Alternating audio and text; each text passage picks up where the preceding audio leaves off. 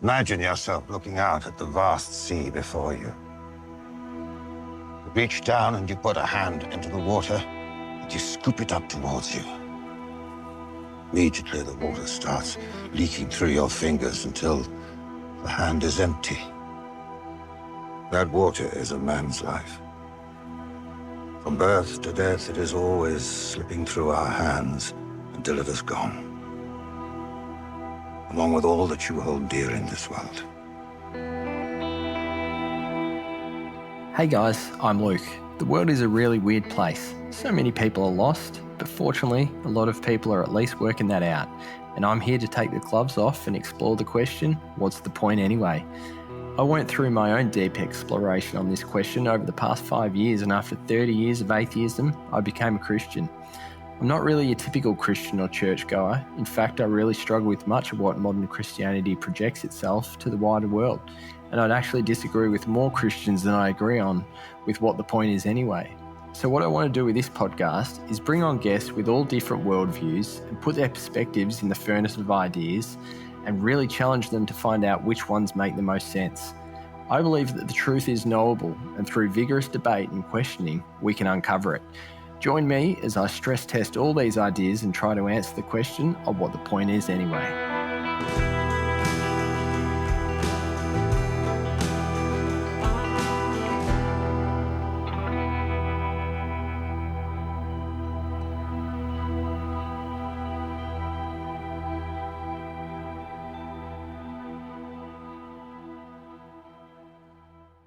Welcome back to What's the Point Anyway?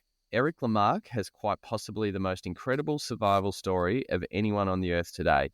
Josh Hartnett played Eric in the blockbuster movie Six Below, Miracle on the Mountain, which told the story of him being stuck for 8 days in the high Sierra Mountains, California, after a snowboarding mishap. Prior to that, he played ice hockey in the NHL for the Boston Bruins and represented his native France at the 1994 Winter Olympics in a volatile career where his output never quite matched his talent. And in the years following his retirement, his drug usage spiraled into a full-blown crystal meth addiction. In his 8 days lost in the frozen wilderness with nothing more than light ski gear, he lost both his legs but found his life. Since then, he has found faith, marriage, and 2 sons.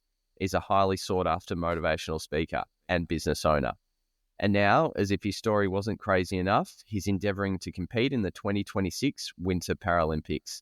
Eric, thank you so much for answering my request to join me on the show. As a man who has experienced the highest highs and lowest lows, I'm fascinated to ask you what first comes to mind when I ask, what's the point anyway? Redemption. Interesting. Definitely. It's incredible how sometimes you can lose your biggest asset, and it kind of sounds a little weird that my biggest asset were my feet. Mm-hmm. And when I pushed the envelope and right on through into 4 walls in a hospital room in a flat sheet where my Olympic feet used to tent up, that was my rock bottom. And it took me very quickly, only 8 months to reach that low. And It's the same story for anybody who starts along the path after my career thinking that it's okay to partake in artificial substances or artificial highs. And, very quickly one led into the other. And once I started having strange disjuncture, I had a plan to get out of it, come clean with my family. At the time, I was living with my parents. I had moved away to play hockey at 15 years old out of California because it wasn't as prominent as it is today.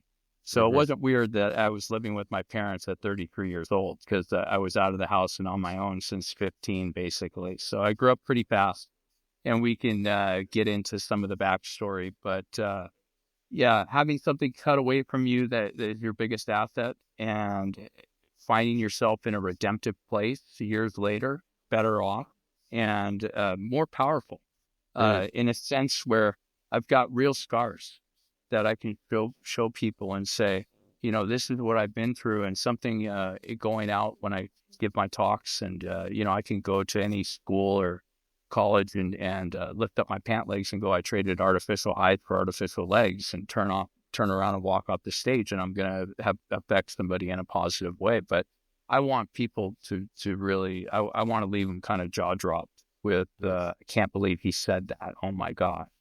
Yeah. You know, so, um, one of the things that I never saw coming was in hearing and sharing my story, I hear so many other stories. And Luke, have been, it almost happens every time, at least 2, 3 times. I can't believe the stuff that other people have gone through. And so when you connect on this humanistic level with people that have real experiences, because we'll all have some health issues at one day in life, and life comes with the death. And when you have a near-death experience, it definitely changes you. And it's amazing how this changed. Had I won 20 Stanley Cups and been in the Hockey Hall of Fame and set world records or whatever, I have such a power to connect with people now, and I love that redemptive side of it. Fantastic. I think it's a common thread from so many people. It's sort of hitting the lowest lows that allow you to actually see things for what they are. And sadly, sadly or happily, we all need to go on different journeys to get to those lowest lows. I think yours, you were gifted with a pretty dramatic journey to reach those lows. As we were chatting sort of in the intro, I think to really sort of unpack this conversation with you, we need to give an overview of your story and what happened. And I think that probably includes, your teenage years, your 20s, and then what happened on the mountain. As I said, I think anyone listening to the condensed version of this is definitely going to go and watch that movie, Six Below, Miracle on the Mountain. And I also highly recommend the book that I absolutely devoured over the last couple of weeks, Crystal Clear, which I think, expands on the movie, in even greater detail. So I'll hand it over to you. Talk through the journey to your lowest low. Sure. So, I came from California. It was a rarity at that time. We were the first to make nationals. And once we did, at 14 years old, I was always playing up. I was blessed with athletic prowess and very fortunate that I had so much support and people lifting me up towards my goals, because, 99% of the people will only make it if, in fact, they do have that great support. And there's the 1% that has possibly a chip on their shoulder or some type of bad luck that happens to them. And they decide to use that in the right way and launch off to the moon. They tend to be a little angry. But aside from that, I found myself I grew up, again, I was afforded, great education. I was afforded, private lessons, great support from my family. I come from a mother of Brooklyn who was no nonsense. Good wasn't good enough.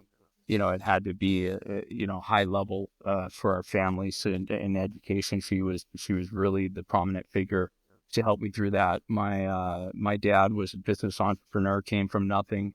My parents owned restaurants, and I grew up pretty quick inside the high life of Hollywood, in LA. And my dad's partner was a crazy man. He basically used to throw these parties, and, essentially, I was exposed to things that I shouldn't have been exposed to, and situations that I should have never been exposed to, that, most teenage boys would think is really cool. And yet at the same time, people would be arrested today for it. And because your parents divorced when you were quite young. Yeah. My parents divorced, and my stepdad was my hockey coach, but everybody got along, and it was really a blessing, because my stepdad was Canadian and he was from no nonsense. And I swear he coined the phrase way before Nike, just do it. Like, Jack, I broke my foot. I don't know if I could skate practice today. LeMarque, just go ahead. And I would, hear it from across the hall. I also learned who not to disrespect, because when he beat me playing pool volleyball one time, I shook my butt at him and found myself airborne, being thrown over the fence. So, very quickly I learned to respect everyone, but yet to fear no one at the same time. And, we had this door, and the door, he was able to shoot the puck hard enough where it would stick into the door. And so I thought it was the coolest thing. And so I sat there every day and just methodically was determined to destroy that door until I turned it into toothpicks. I got, rifled off 500 shots at least each day. And my grandfather taught me how to fight, box. He was from Hell's Kitchen in the Bronx. Another strong influence in my life as well. After I decided we made it to nationals. I ended up one of the teams that won it that year. I ended up going to play for them in Michigan and living with the family. And from there, I was pretty much, on my own at 15. So 15, I moved from Los Angeles to Michigan, and what a culture shock moving to a town of about 800 people. Right. I stuck out like a sore thumb. I had certain clothing that, I just didn't look like everybody else. So I quickly was given the moniker, Hollywood. And so that stuck around for a while. And so I played 2 years in Michigan. We won nationals both year. Every single player on that team was drafted into the National Hockey League. Right. They all went to Division I college scholarships, or they were going to play major junior, which is a sort of form of semi-pro. And then I was playing for Team USA in what's the Olympic Festival. And one of the coaches, I was 17 because I had good grades. I was able to finish my senior year when just in that summer. And then sure enough, then I just turned 17 and I was off playing Division I college hockey on the number one line. I'm looking around and it was really kind of a blur because my line mates were 22, both of them turning 23. And there was guys on the team that were 24. It was crazy just to think that, because most of the time what you do is you go and age and mature in junior, and then you go to college is what the route most of the players are doing, so that they have that development, because there's a really big difference between a 17-year-old Physically speaking. physically speaking, and also mentally too, because I didn't take hockey seriously until I was about 25 years old, and here I was skating on talent alone. But Right. if you have talent plus blank equals success, and the blank is hard work in anything that you have. If you're not working hard and what you're gifted with doing, you're not going to have that type of success. So my freshman year, I was drafted by the Boston Bruins. I played 4 years college, signed with the Bruins afterwards, and went to camp and had as audacious as a young, immature rookie who knew absolutely nothing. They sent a book that was at least an inch thick. That was the training program, and I don't even think I opened it up, to tell you the truth. And is that just because you just, at that point in time, you just kept leaning on talent? You just thought you were good enough? I did. And I was always able to, skate on talent alone. And I didn't realize, till later on in life that, when you need to have every competitive edge that you can have, from nutrition to yoga, to visualization, to meditation, to hitting the gym, diet, time away from the sport as well. And, relationships, stopping and being present with people. My life was such a blur. It was amazing how quickly, those years went from 17 to, 20 years old. And now I'm in the apple, as we call it. We don't call the NHL the show. That's baseball. Yeah. But, they sent me to, that year they had won the President's Cup the year before, which was the best record in the NHL. And they lost to the Stanley Cup to Wayne Gretzky's team, the Edmonton Oilers, in 6 games that year. So it's a pretty good team. So very tough to make. And there was a lot of left wingers that I played, big grinders in the corners and whatnot. And, it's funny is how many guys on a roster, just out of interest? There's 25. There's 30 on a roster that they carry. Normally 25, and then they'll dress 20 players, and that usually is with 2 goaltenders, 5 fixed defensemen, and then the 4 12 to 13, 14 forwards, depending on which team it is and whatnot. So it's a tough team to make. And so I ended up going to Maine, which is the cran apple, as we call it. It's not the real apple. And the crab apple is somewhere where you don't want to ever go, because your contract is structured where in the Apple you make a certain amount of money, and the next level you make a certain amount, you make a certain amount. So I went from making a certain amount to making maybe an eighth to what I was going to be making in the Apple. And what looked like a good thing, Luke, was the enemy of the right thing. And I'll explain, because this is what I hope the listeners can gather. You know, that vision and that dream that is burning and passionate inside of you, stay on the path, whether it takes you left, right, maybe you fall, at least you're falling forward. Don't deviate from the path like I did, because I ended up jumping from that team in Providence to, you know, their farm system team, which I would have gotten called up and gotten so many games that first year. And what looked like a good thing was this agent came to me and he said, hey, with your citizenship, I can get you $200,000 tax-free with a car and apartment paid for, and flights back and forth, you know, first class. You can go home for the holidays. And so in the big realm of the scope of it all, you know, it's a play in the Apple, and to the coaching is so excellent at those levels that you find your way, and the players are so mature that, you know, they mold and they shape you into, you know, your role as, you know, what style of player you can make. So, you know, that's where I found myself, and I had to discover myself, you know, after my career ended. I was, you know, I played for 10 years up and down, back and forth, you know, and didn't stick with my passion and my dream of being an NHL, you know, Hall of Famer type of a thing. And the turning off that you mentioned, that was going over and sort of playing for short-term money in Europe, was it? Yes, it was. I played over in France. I played in Germany.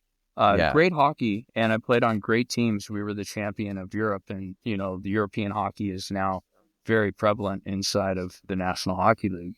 Yeah. And so I got tired of playing on teams that, you know, I started taking it extremely serious, and I started getting tired of playing on teams and having guys show up that weren't ready to play and weren't ready to show up. And I decided to quit my career and, you know, become a professional snowboarder. There's something that caught my eye for it. And at the same time, I didn't know it at the time because I had to go through some bigger mountains, and I'll explain that later. But I had kind of kissed away an NHL Hall of Fame career where I could have made tens of millions of dollars. And when I started to become a snowboarder, you know, who was I kidding? Because I started hanging around with the wrong crowd. You know, one of the guys I remember, you know, offered me up some, you know, I started smoking weed, and then it led into a little bit of cocaine use, and then a 7 to 8 month meth addiction. And, you know, even though I never smoked it, I never sought it. I heard, you know, oh, you'll be a lifer. And I was always scared of needles and things like that. I wasn't more different than the most ravaged street freak you'd see, tweaking on the street, obsessing over every minuscule detail.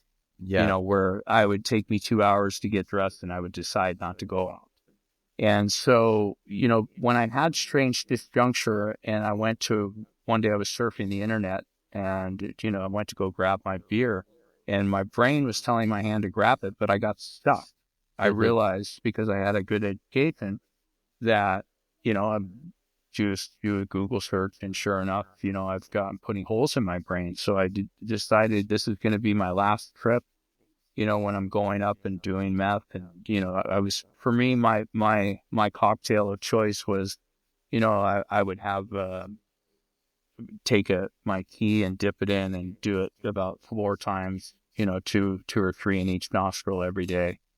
Smoke a little bit of marijuana. I didn't like doing meth so much when I snowboarded, because I enjoyed the kind of yin and yang. Yeah. But I did smoke marijuana during the time. I liked the peacefulness and the quietness and the wisp. And kind of my life has been of 2 different balances, where you have snowboarding where it's just you, it's just the mountain. You're coming down, and it's a whisper of a turn here as you glide through the trees and float and almost walk on water, as compared to hockey that's this violent and, fun and exhilarating type sport, but they both were exhilarating, but in two very opposite polars for sure. Yeah.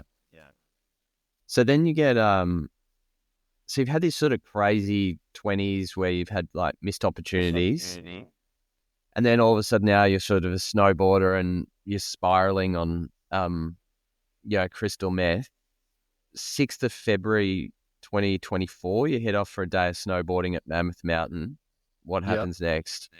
So first I woke up late, and I was an amateur meteorologist, so I was tracking this storm, and I got up there on Sunday, Super Bowl Sunday. I was, so out of it. I didn't even notice the famous, infamous wardrobe malfunction with Janet Jackson during the Super Bowl halftime show. And anyways, I bummed a ride with a girl I was teaching her cousin how to play hockey at that time. I was a functioning addict, during those months, and go think I was teaching children at that time. Just crazy. Yeah, it really is. In hindsight, looking back, just to some of the risks that I took, and how I put myself into situations where I wouldn't even dare think or ponder that or have that thought in my head now. And as they say, hindsight's 20/20. But here I am, and so I'm gonna quit. And they finally opened up the entire mountain because there was so much snow. It had just snowed 12 feet that I woke up late from a night of being out and staying up a little bit too long. And I woke up to the sound of what I thought were prairie coyotes rummaging through the trash outside in the borrowed condo where I had stayed. So I'm up there with no car. I'm up there by myself. I'm rushing to the mountain. I hitchhike, and I'd never hitchhiked in my entire life. I get picked up. I get dropped off in an area where I didn't really want to be dropped off, but I went on with my day, and about 3:00, I see the storm that had kind of moved out had kind of started to creep back onto the mountain. And so I'm like, okay, well, it's going to be an early day, because I used to like to be the first guy on and last guy off the mountain. Yeah. So much so I would sit and wait until ski patrol would come and go whistle at me or yell at me and scream and get out, it's time to go, or just sit there and be the last one who kind of strolls down just to kind of take in all the scenery and whatnot. But when I was on the what's called chair 3, which takes you to the very top, a very steep, gnarly chair. The wind started gusting and the chair started swinging. And so I raced down to the midway station and then took the gondola up to the very top, and ski patrol was ushering everybody off mountain left, skiers left. And that was away from the storm. Well, I wasn't going to be inconvenienced in my typical obnoxious Eric LeMarque fashion at that time of the individual that I was. I did what I wanted, when I wanted, and how I wanted. And I didn't care about what anybody said about it. And so I ended up dropping down. What an asshole I was in sense. But I ended up going down to the bathroom, popping out the back door, and going to the section to where the condo was, because I didn't want to be inconvenienced having to take the bus back to, where I was staying in that borrowed condo. So I came, as I cruised, and I found the section that I wanted to go. I saw a ski patroller come down, and he kind of gave me one of those where he nodded up at me. Yeah. And normally what they do, if they see somebody, they'll follow them down the mountain. So anyways, I took off and hit this big cornice, which is like a frozen wave, popped up, dropped about 30 feet, and hit the powder, and just was cruising in real steep snow. And as I came down through the trees, I had to slow up because I hit the storm that was coming back onto the mountain, and I lost my visibility. And at that time, I wasn't even a professional snowboarder, and I wasn't wearing a helmet. And I'm making sure that I'm not gonna knock myself for dead. But I just didn't have enough momentum. And in the deep snow, if you don't have enough momentum, it will actually you'll just sink and stop. And that's what happened to me. it was probably about 3 football fields that I needed to have an abundance of speed to be able to make out. Yeah. So all the fun had come to an immediate stop. And my first step off the board was, I knew that inbound was left and out of bounds was right. As I stepped off and I was up to my waist in snow. Yeah. And for people And that aren't skiers or snowboarders, it is essentially like a whiteout. I mean, in Australia we call it like a whiteout, where you almost can't see like your own feet because of the visibility. Yeah. The visibility was at this time was so poor, and now it was snowing as well. So I had goggles that were for sunnier conditions. So I had to pull up my goggles just to have better visibility. But yet you've got stinging snow that's flying up from all different directions into your eyes as well. That's not what got me trapped. What got me trapped was I walked left, and because I was in a bowl, it walked me in a circle, and I found my original trap. Yeah. And like you said, the visibility, even just looking down, was probably 5 feet at that time. And across I couldn't see too much. I decided at that time, and it was probably the most dangerous thing I ever did in my life, to hike back up and ride down inside of my tracks. That took about 2.5, 3 hours to get up. What time of the day was this? This now has got to be 8:30. Okay, at night. Yeah, right. Yeah, it's 7:30, 8 coming on 8 o'clock. Yeah. And it's at night. And so now I take off and I stay inside of my turns to go as fast as I could. And all of that extra effort and all that extra time only offered me an extra 100 yards or so. And I still didn't get out. So I decided, all right, well, this is going to be a good locker room story in beer league hockey that I can share with the boys. And so I go and hunker down, and I find myself, shelter, by a tree. And I decide I smacked my arm because I had some matches that were in a plastic baggie, but they were on the outside pocket of my jacket. And so I ended up shredding my shirt, shredding some of my thin wool cap, because I only dressed Luke for 27 degrees. Yeah. And now because you wanted to be fast and mobile. I wanted to be as loose and free and as comfortable as possible, because we have an expression that you're always cold on the lip, but you're warm on the ride. Yeah. And now I was just cold because, I could feel my feet were getting wet by now. What was happening was the snow was mashing up and actually melting inwards with my body temperature and dripping down into my socks. So I made this beautiful fire. I found, some limbs, some tiny limbs and some branches, and I scraped some of the bark off the trees. I made this beautiful teepee fire, and I went to grab the matches. And as I opened them up, the bag was wet, and the seams of the bag they were, I had already snowboarded hundreds of times in all different types of conditions. The bags was just worn, and the water had somehow seeped, at some point in time into the matches, and they just all disintegrated into my hands. And the biggest mistake I made in my public service announcement for everybody is, hey, we all love the outdoors. It's beautiful. It's magnificent. We love to go surfing, but as being an Australian, you better know where you're surfing to know what's underneath the water. Is it a rocky entrance? What do the tides look like? Just to have as much knowledge, and also, for your safety, just preparing, am I at this level to be able to be doing this? But my public service announcement is, as we get out and we enjoy this beautiful earth that we live on, whether you get stuck, stranded, hurt, injured, whatever the use case may be, stay where you are. Yeah. Okay. Don't go to the wolves. Don't go and get 9 miles further away from where you're trying to get to. So my inability to sit still at that time, I purposely went out of bounds, almost rode off of a cliff as I was riding down the mountain. My shoulders were hit. It was so steep. My shoulders were hitting the snow.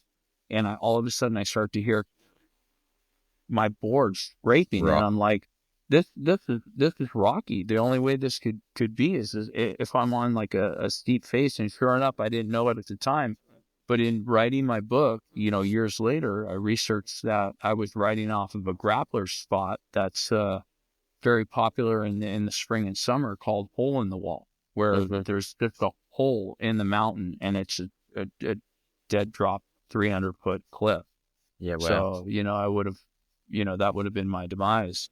So I hugged myself right to the mountain to steer myself, and I was trying to get to Tamarack Lodge, which is where the direction that I was going, but the mountain wrapped me around and brought me one valley too far to the south. And so got my board behind me. By now there's the moon is out, and there's some better visibility. I can see about 15, 20 feet, just lightly snowing. I've got 4 pieces of bazooka gum. I have a $20 bill. I have a key to the cabin, and I have a small film canister with some marijuana. I had forgotten my torch lighter that day. So I couldn't pour out my apple and make a pipe. It sounds so, again, ridiculous that, I used to think that it was the coolest thing. And here, as an adult and looking backwards, stupidity is some of the things that you do, and your mindset at that time. It's such trickery, because you think that you're so brilliant in what you're doing and what you're thinking and what you can make. And yet it's just, I was so experienced and so had so much knowledge and respect, because I surfed, in Los Angeles as a kid. And, as soon as you get to a break or you go out into a swell that's too big, that's when, people are dying on the beach. And I was going to make sure that I was not one of them, or be uncomfortable getting in the water and having even bobbing over the jagged rocks, if I didn't have booties or whatever, just for comfort, whatnot. Yeah. So here I am, and I'm walking along, and so I eat the 4, here, I also had a Ziploc bag that was filled with about a thumbnail, size of crystal meth. And so these are perfect survival tools that you need to survive 8 days in sub-freezing temperatures. So I ate the 2 pieces of gum, and I swallowed them, and I put the trash in my pocket. I didn't want to litter. And as I'm walking along and struggling with every step and actually having to pull my legs in and out of the snow, there's what I thought was a wolf, but it was a prairie coyote. At that time, there were no wolves in the high Sierras. I was allowed to leave it in the book because the Monday prior, I was at a bar, and they were talking about a guy who got lost for 2 days, and they found just his legs, and they were saying that he must have got mauled by a wolf. Yeah. And so because that was my perception, I was allowed to leave it in there. But yet, just watching this animal in its stride and in its element, moving just effortlessly through the snow, I immediately took my board from behind me and brought it around to the left of me and wanted it in front of me in case, it was going to attack me. And there was one that was sniffing at my pocket, another what I thought was wolf, but it was a prairie coyote. Yeah. And now I just lift my board up in the air, and being so experienced as I shared, I screamed, not in defiance, not in fear. It was more in frustration that I had put myself into a situation being experienced and knowing better.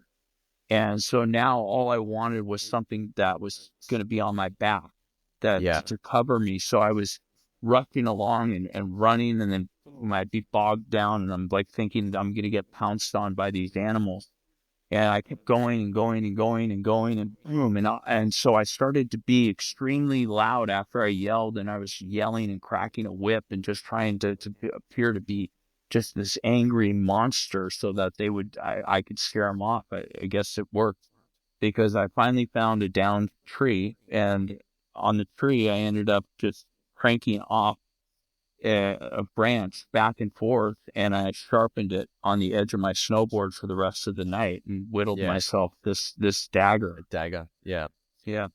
And it sounds like, I mean, listening to your story in the, particularly in the book, that for a few days, it seemed to, in your mind, it was like an adventure and an inconvenience that you're like, oh, this is annoying. Oh, we're in for another night.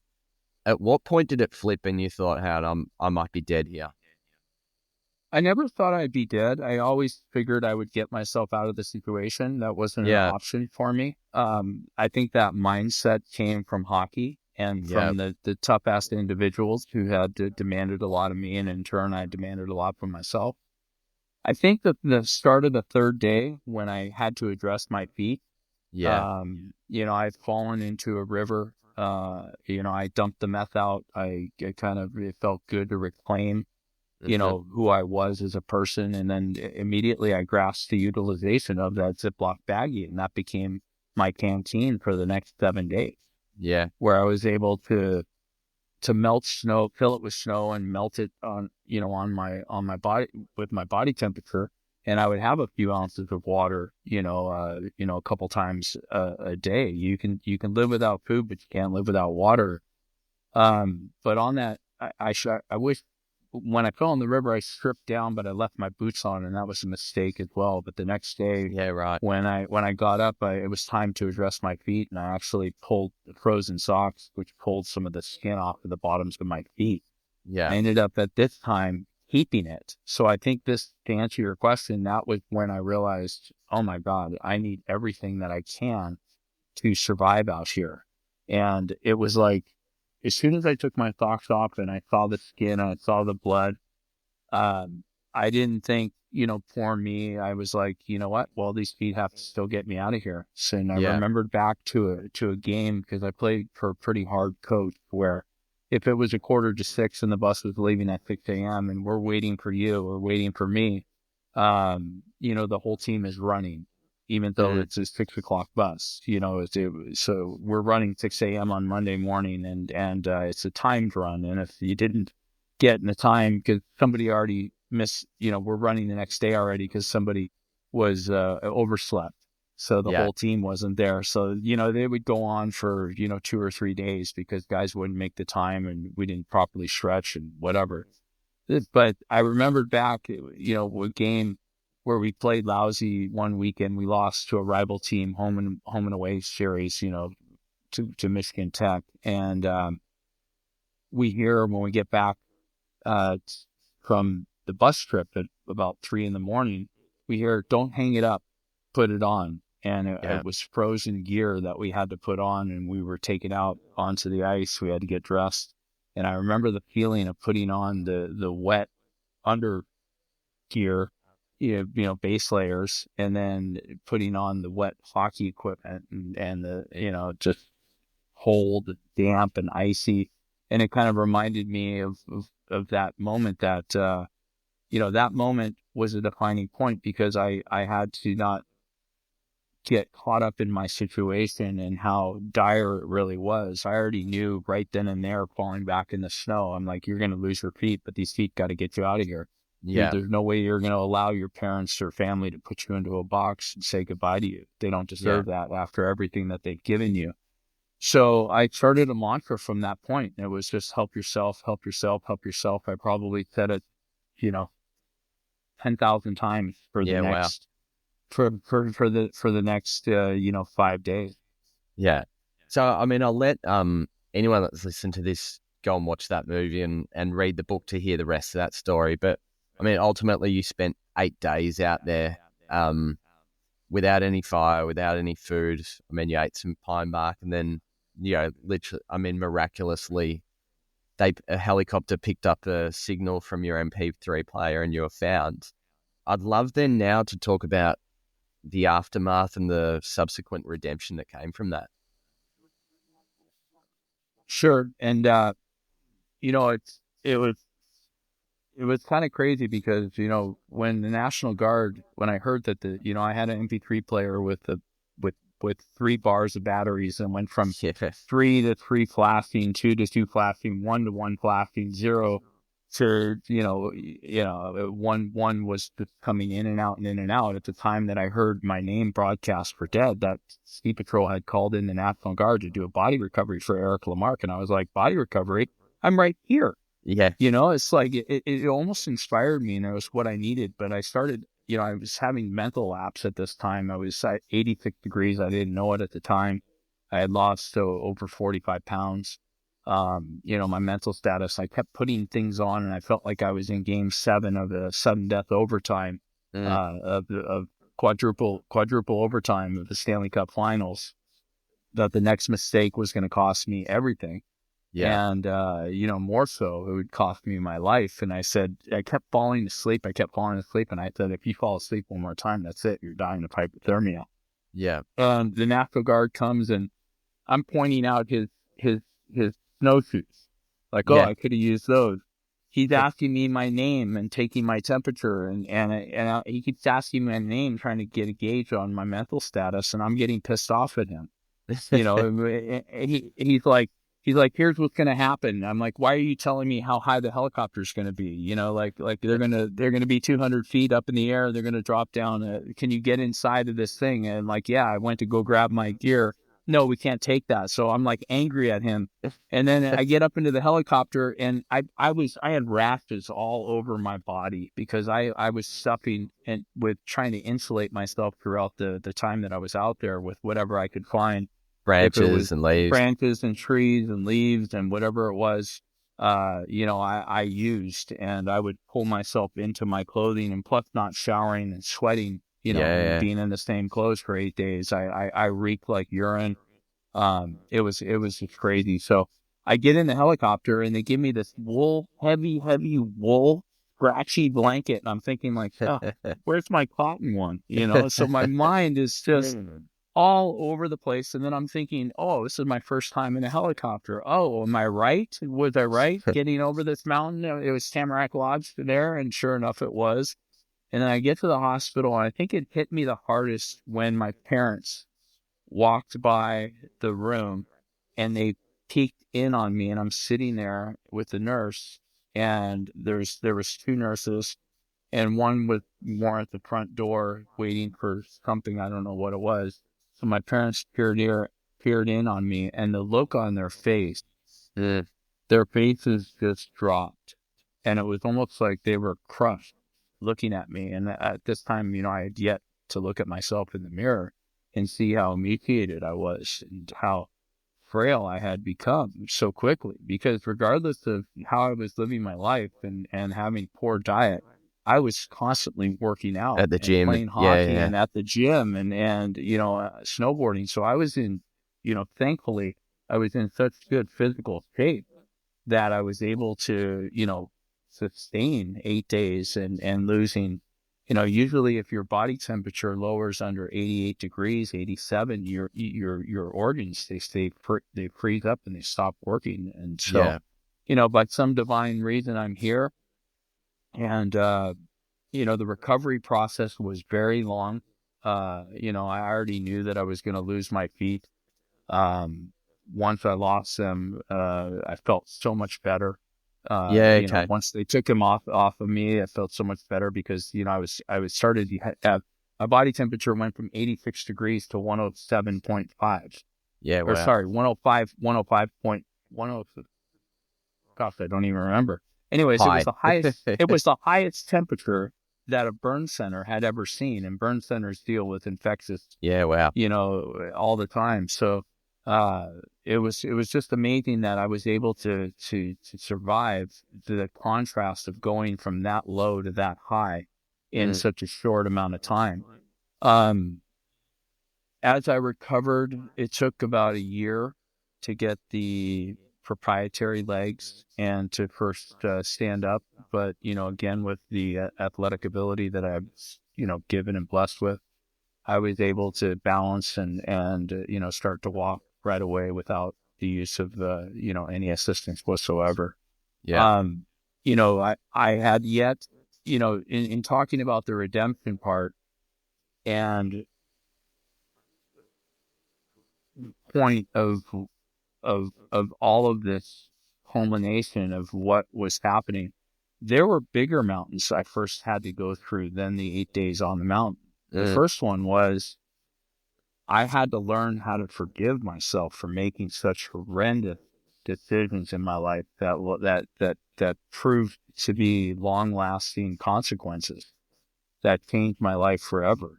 Another one was the little boy in me had to be put to bed, and the man in me rose up and started to ask for help and use every single resource from mental health to support groups.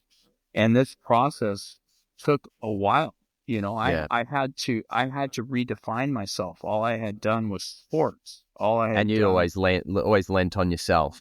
leaned on myself and leaned on my own talent.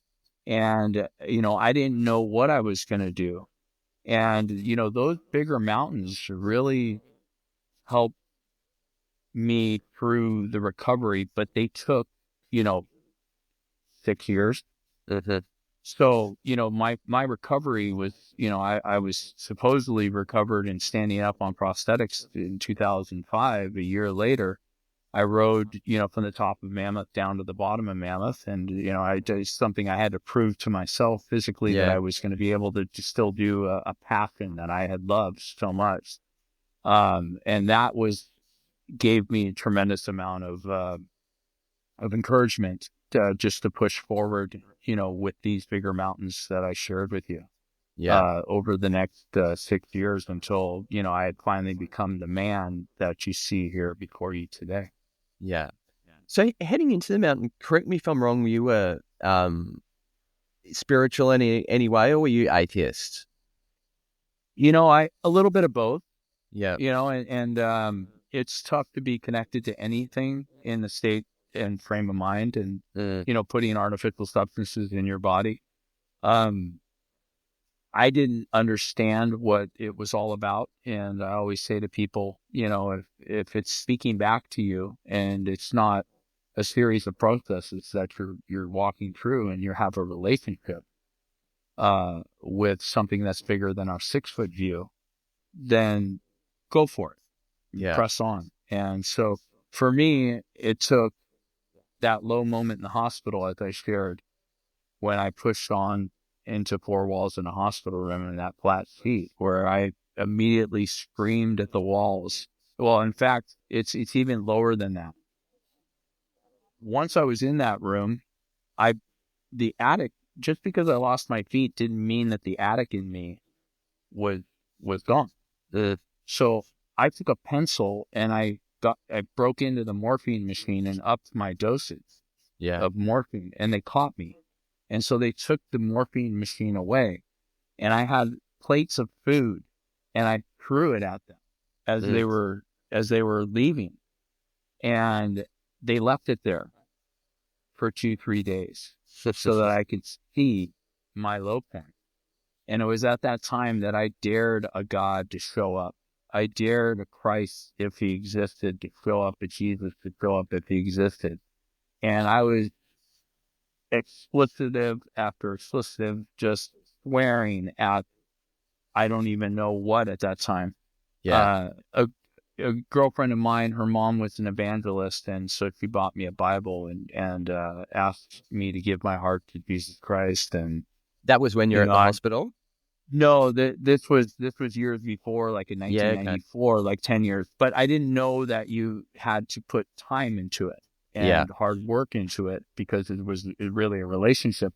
And once I did I see it start to prove itself real to me. And so, everybody, as I said, has their own path and whatever is speaking life into you. I get up every day and try to arm myself with, with listening to worship music, with being in gratitude, with prayer.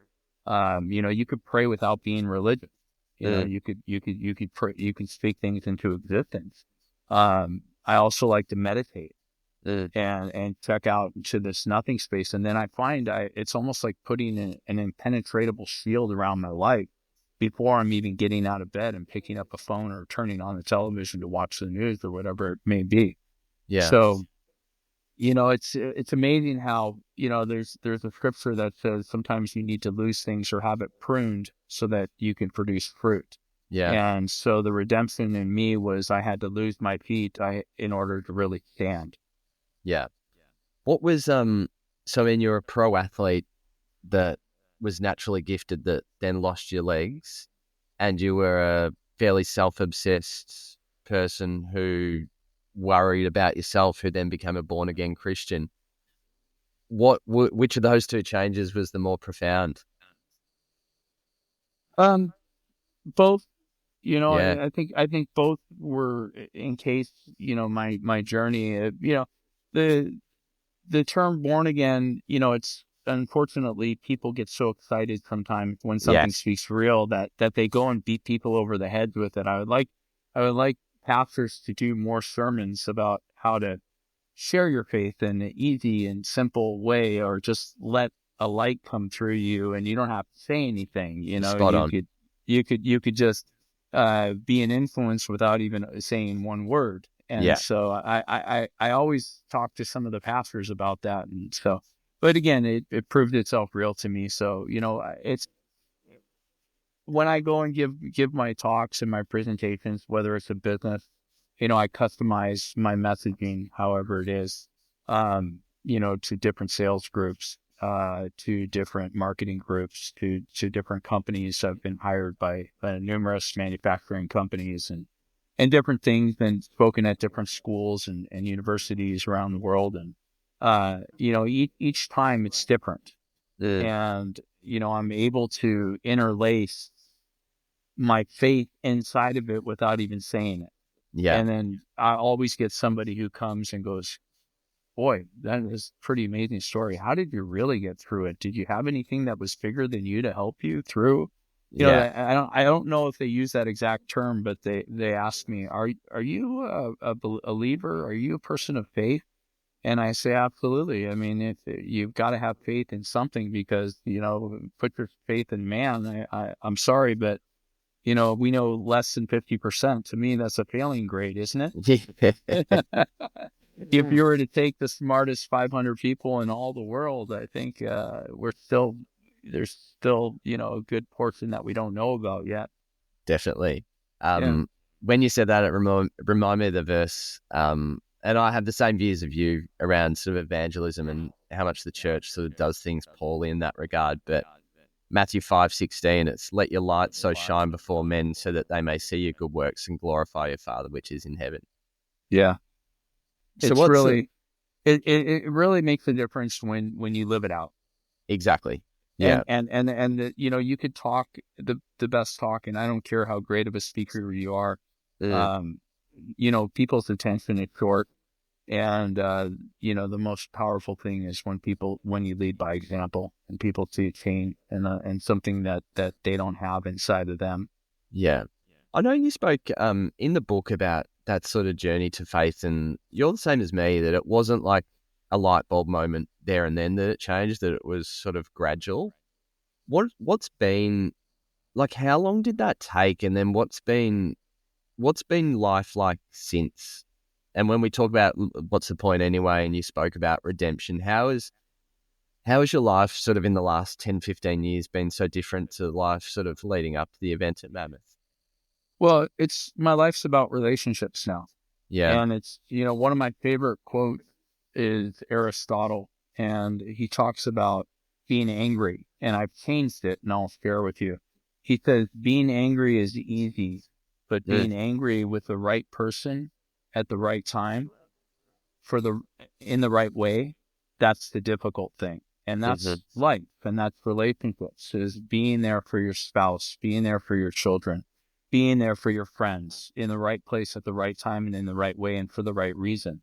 Yeah. And so that's the tricky thing. That's with sales. That's with marketing, is being there in the right way at the right time and in the right place. And so I really love to cultivate relationships. I really love being present. I like the fact that my life has slowed down and that I could take time to cast reflection and knowing that, wow, the mountain's always going to be there.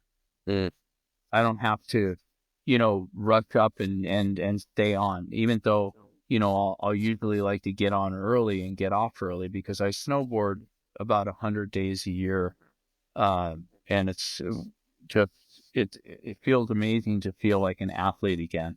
yeah. I moved from Los Angeles up into the mountains outside of Southern California.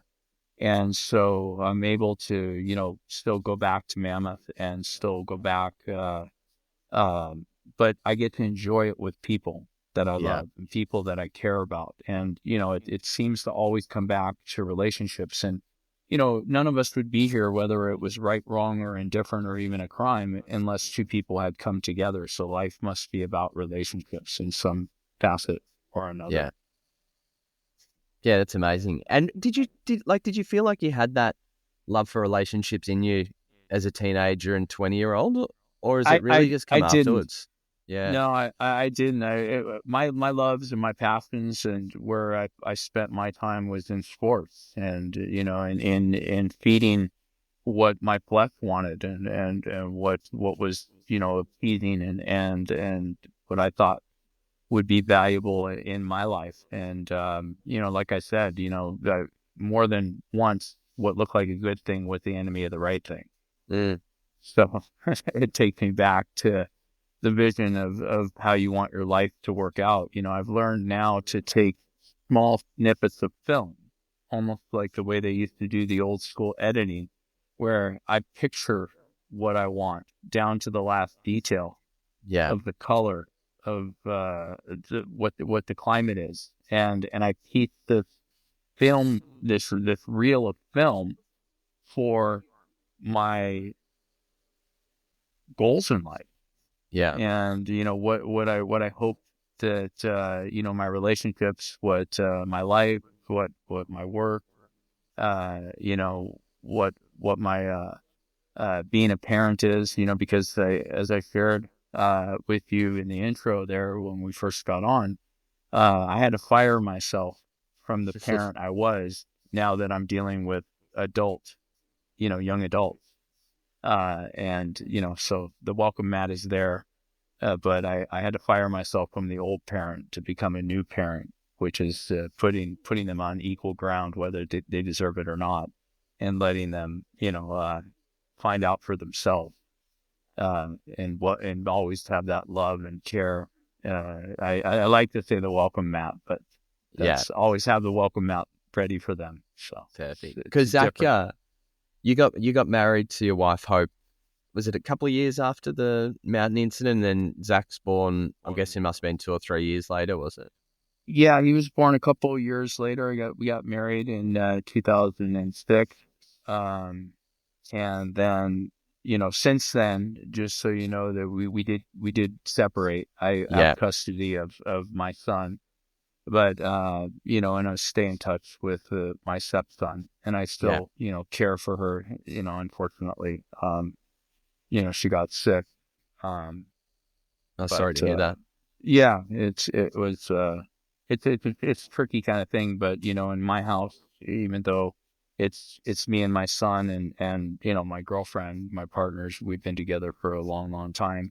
We're kind of in the same type of situation where the kids now are seeing really the value of the people who we are. And that we're loving and caring, and I choose to just remember only the good things, and so nobody will ever speak badly about anybody in this house to me. Fantastic. For sure. Yeah, no, because Hope was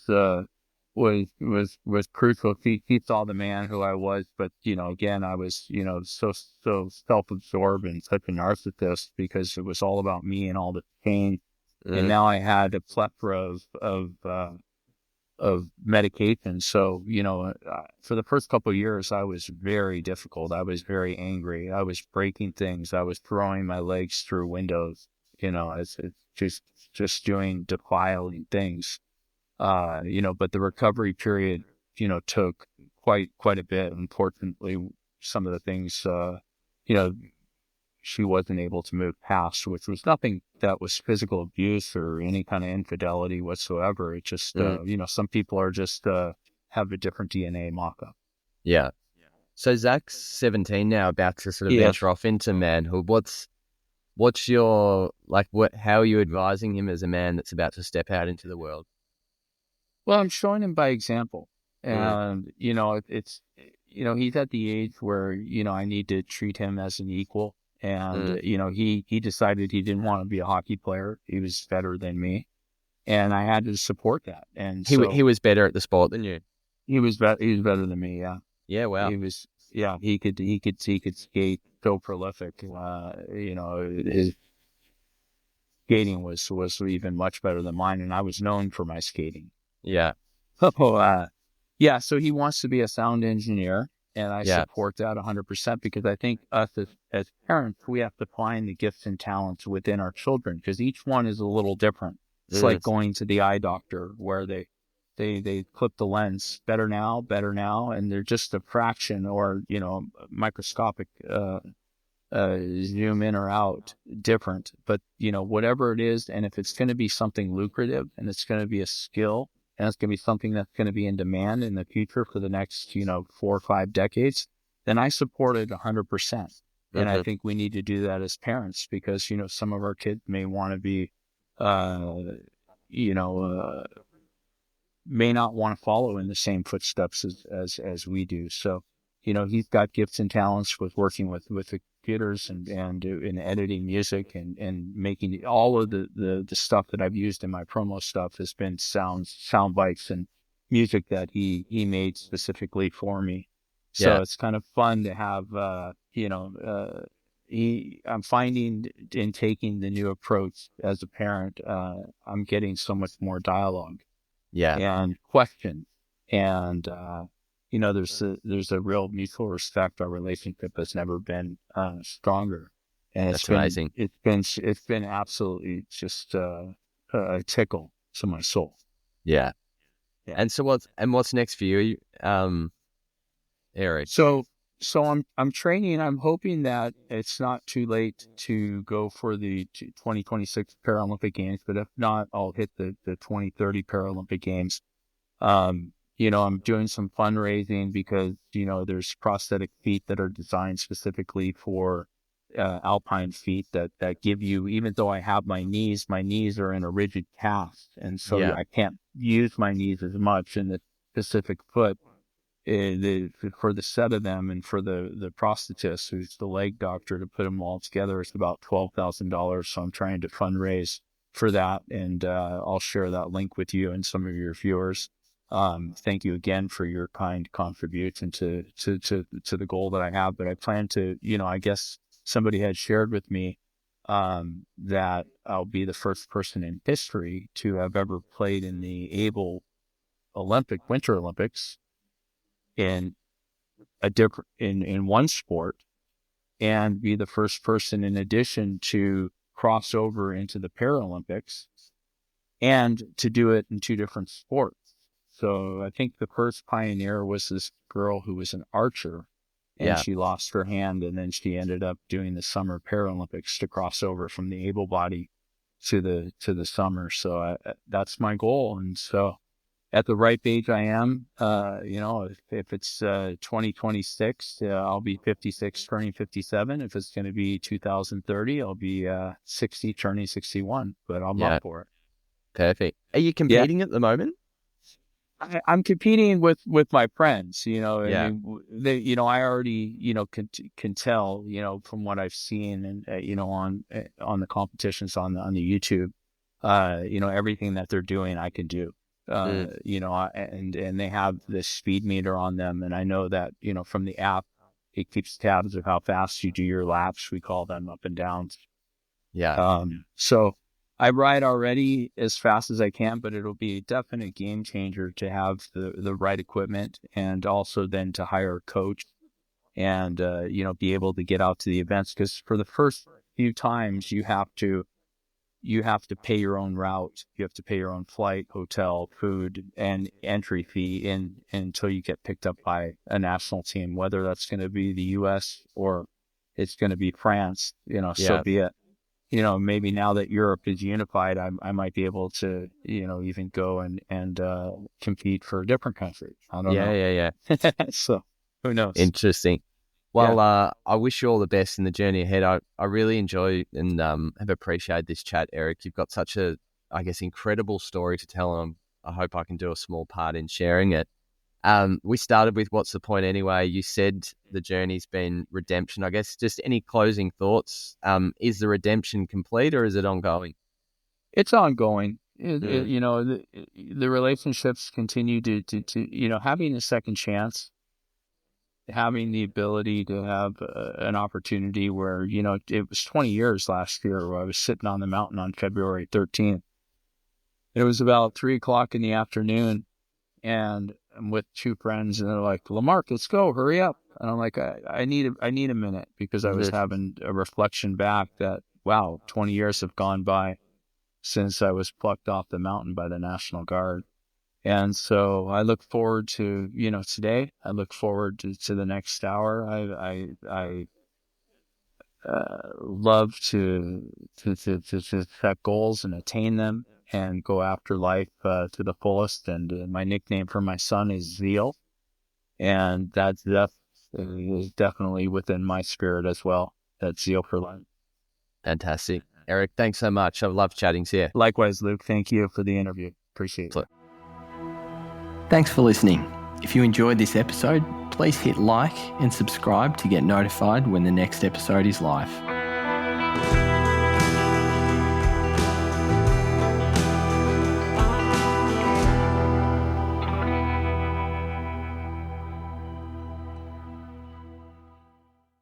So, Luke, I don't want to be somebody who's just here today and gone tomorrow. Everybody's going to face a grueling situation, a dire choice, a sickness, a disease, adversity.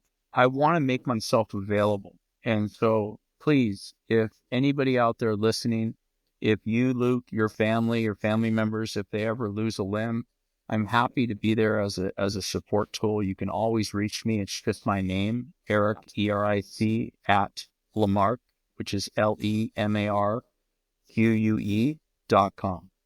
So I'd be happy to reach out to anybody. I feel like it's my subsequent opportunity, and again, a redemptive thing that I've been given the opportunity to reach out to help people. Amazing. Thanks so much, Eric. Of course.